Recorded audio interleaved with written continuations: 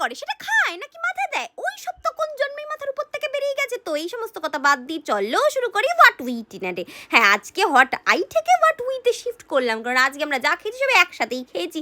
তো সকালবেলা মুসলি, ওটার মধ্যে আমি ওকে ধরি না। আর তারপরে আমরা খেয়ে নিয়েছিলাম স্যান্ডউইচ। কাজে গেছিলাম আর এত খিদে পেয়ে গেছিলো দুপুর দুপুর যে কি আর বলি, ঠুসে নিলাম। আর কাজ যাওয়ার পরেই তো বাবারে বাবা বসে পড়েছিলাম পিজা নিয়ে। মানে আমি রোগা কি করে হব, এইভাবে যদি সাঁটাতে থাকি একদিন দেখলাম বেলুনের মতো ফুলে কোন দিন আকাশ উড়ে গেছি, গ্যাস বেলুনের মতো। তো যাই হোক, এখানে আমরা বসে পড়েছিলাম সাঁটাতে।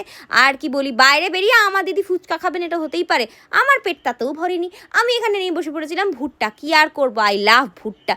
তারপরে আর কি নেমে গেছিলাম বারাসাতে। আর বারাসাত লোকাল ছিল, নেবেই বারাসাতের ঘুগনি না খেলে আমার আবার জিনা হারাম হয়ে যাবে না। তো নেবেই খেয়ে নিয়েছিলাম এরকম বারাসাতের ঘুগনি। আর তারপরে খেয়ে নিয়েছিলাম ডিম সিদ্ধ। আরে শুধু ঘুগনি খেলে মান সম্মান থাকে এই মার্কেটে থাকবে না, তাই আমরা একটুখানি ডিম সিদ্ধ সাটিয়ে নিয়েছিলাম। এরপরে কিন্তু আমরা নিমন্ত্রণ বাড়ি যাবো, তা সত্ত্বেও মানে তৎসত্ত্বেও আমাদের ইচ্ছা ছিল যে আমরা আরও বেশি খাবো, কারণ আমাদের পেট এতটাই সজাগ যে কি আর বলি, দুজনেই আমরা একই রকম হয়ে গেছি।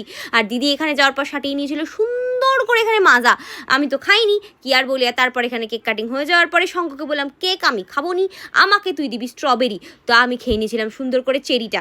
ও এটা স্ট্রবেরি না চেরি, ও হ্যাঁ চেরি, চেরি কেকের উপর তো চেরি দেয়, অনেকে এবার চেরিটা খায় না। বাকিরা সবাই বিরিয়ানি খেলেও আমি ভাত ছাটিয়েছিলাম। তো যাই হোক, গ্রিন টিকে নিজের দিনটা কমপ্লিট করলাম। টাটা।